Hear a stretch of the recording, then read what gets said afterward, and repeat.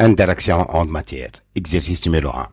On dispose d'une cuve à ondes remplie d'eau, d'une lame vibrante produisant une onde progressive plane, de longueur d'onde lambda, à la surface de la nappe d'eau.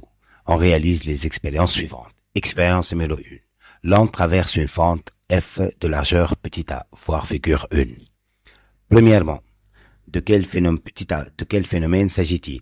Petit b. Donner la valeur de la longueur d'onde de part et d'autre de la fente. Conclure.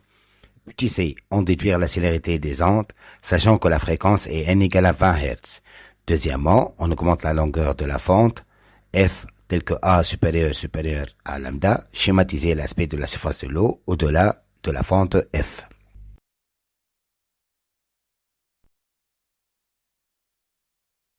Réponse. Expérience numéro 1. Premièrement.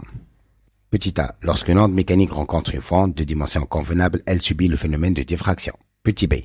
D'après la figure 1, lambda égale lambda prime égale à 0,5 cm. On peut conclure que la diffraction conserve la longueur d'onde.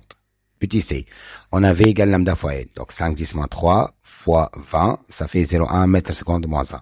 Deuxièmement, notre schéma, lorsque la dimension de la fente est très supérieure à la longueur d'onde, lambda.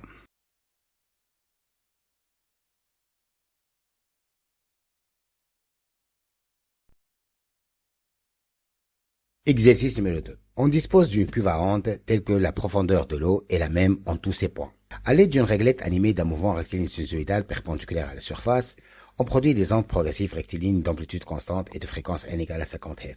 Premièrement, déterminer la longueur lambda, sachant que la distance entre la première ride et la quatrième ride est égale à 3 cm. Deuxièmement, déduire la célérité de l'onde. Troisièmement, l'onde incidente traverse une fente f, de largeur a variable, de même ordre de grandeur que lambda. Petit a, nommer le phénomène observé. Petit b, quelles conditions doit-on avoir pour que le phénomène soit appréciable? Petit c, représenter l'aspect de la surface du liquide lorsque le phénomène est appréciable.